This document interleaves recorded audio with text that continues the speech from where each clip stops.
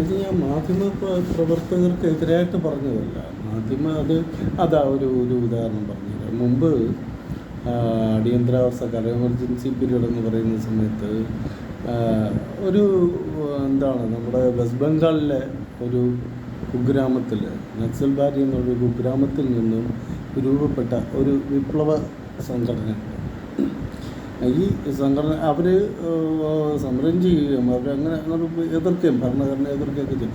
അപ്പോൾ അന്നത്തെ അന്ന് പത്രങ്ങൾ മാത്രമേ ഉള്ളൂ. അന്നത്തെ പത്രക്കാർ എഴുതിയത് നക്സൽബാരികൾ അവിടെ സമരം ചെയ്തു, ഇവിടെ ആക്രമിച്ചു എന്നൊക്കെയാണ്.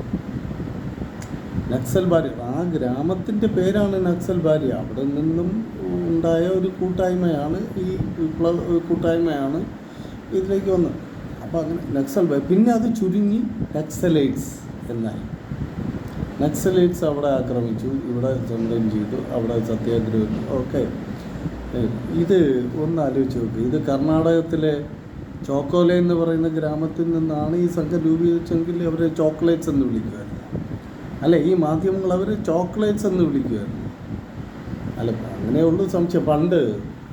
പണ്ടല്ല, കുറച്ചു കാലം മുമ്പ് നമ്മുടെ മാർപ്പാപ്പ കേരളത്തിൽ വന്നു. മാർപ്പാപ്പ കേരളത്തിൽ വന്ന് ഗോഡ്സ് ഓൺ കൺട്രി എന്നൊക്കെ ഒരു വിശേഷണം കേട്ട് പുള്ളി അതിൽ ആകർഷണനായി കേരളത്തെ കണ്ട് മനസ്സിലാക്കാൻ വേണ്ടി പുള്ളി കേരളത്തിൽ വന്നിറങ്ങി ഫ്ലൈറ്റിൽ വന്നിറങ്ങി പുറത്തിറങ്ങുന്നതിന് മുമ്പ് തന്നെ ഈ പത്രക്കാർ കൊണ്ടങ്ങ് മൂടി. അവരെ ചുറ്റും പത്രക്കാരെത്തി. അത് തിരുമേനി എന്താണ് കേരളത്തെക്കുറിച്ചുള്ള അഭിപ്രായം? അപ്പോൾ പറഞ്ഞു, ഇല്ല, ഞാൻ വന്നല്ലേ ഉള്ളൂ, ഞാനൊന്ന് കണ്ട് മനസ്സിലാക്കട്ടെ കാര്യങ്ങൾ. അപ്പോൾ ഓരോരുത്തരും ഓരോ ചോദ്യം ചോദിക്കും. തിരുമേനി കേരളത്തിലെ കാലാവസ്ഥയെക്കുറിച്ച് എന്താണ്? ഇല്ല, ഞാൻ വന്നല്ലേ ഉള്ളൂ, ഞാൻ കണ്ട് മനസ്സിലാക്കട്ടെ.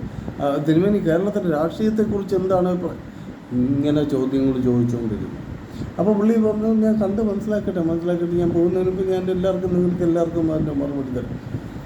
ഇതിനിടയ്ക്ക് ഒരു പത്രക്കാരന് അത് ഇടിച്ചു കയറി മുന്നിലേക്ക് വന്നിട്ട് ചോദിച്ചു, തിരുമേനി കേരളത്തിലെ വേശ്യാലയങ്ങളെക്കുറിച്ച് എന്താണ് അഭിപ്രായം? അപ്പോൾ പുള്ളി തിരുമേനി പെട്ടെന്നൊന്ന് ഷോക്ക്ഡായി. കാരണം കേരളം ഗോഡ്സ് ഓൺ കൺട്രി അത്രയും നന്മയുള്ള ഒരു സംസ്ഥാനമെന്ന് പറഞ്ഞ് കേട്ട് അറിവ് വെച്ചാണ് പുള്ളി പറഞ്ഞു.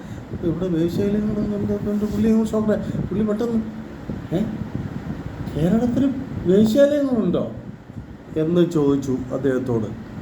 സീനി ഞാൻ കട്ട് ചെയ്യാണ്. അടുത്ത ദിവസത്തെ രാവിലെ പത്രം എടുത്ത് നോക്കുമ്പോഴത്തേക്കും ഹെഡ്ലൈൻ ഇതാണ്: മാർപ്പാപ്പ കേരളത്തിൽ. ആദ്യം അന്വേഷിച്ചത് കേരളത്തിൽ വേശ്യാലയങ്ങളുണ്ടോ എന്നാണ്. അർത്ഥം മാറിയില്ലേ? അല്ല, അതിൻ്റെ സെൻസ് തന്നെ മാറിപ്പോയില്ലേ? ഇതാണ് പത്രക്കാരുടെ കർമ്മം ഇപ്പോഴും ചെയ്തുകൊണ്ടിരിക്കുന്നത് തന്നെയാണ്.